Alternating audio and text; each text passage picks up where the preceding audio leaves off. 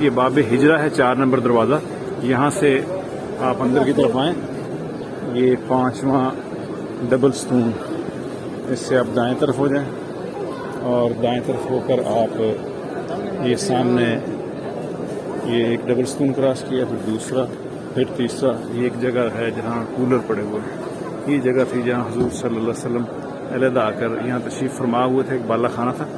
اس کے اوپر تھے، اور پھر حضرت عمر رضی اللہ تعالیٰ جب آپ کے پاس آئے تو انہوں نے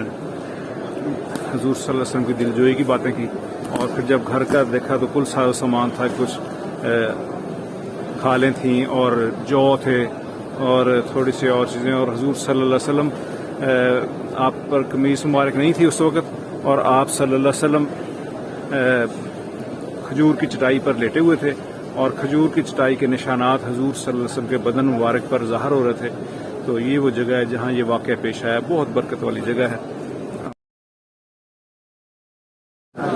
جب حضرت عمر رضی اللہ تعالیٰ نے آپ صلی اللہ علیہ وسلم کو اس حالت میں دیکھا تو آپ رونے لگ گئے اور کہا یا رسول اللہ صلی اللہ علیہ وسلم،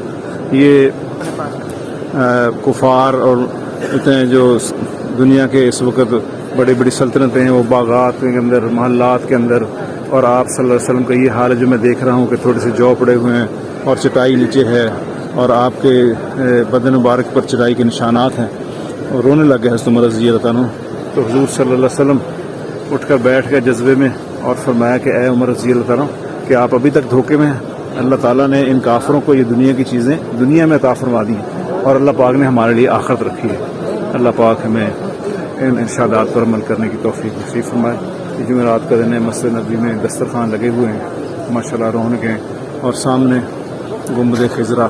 اللہ پاک ہمیں اس کی برکات سے نوازے، آمین۔ صلی اللہ تعالیٰ علیہ خیر خلق محمد و آلہ وصحبہ۔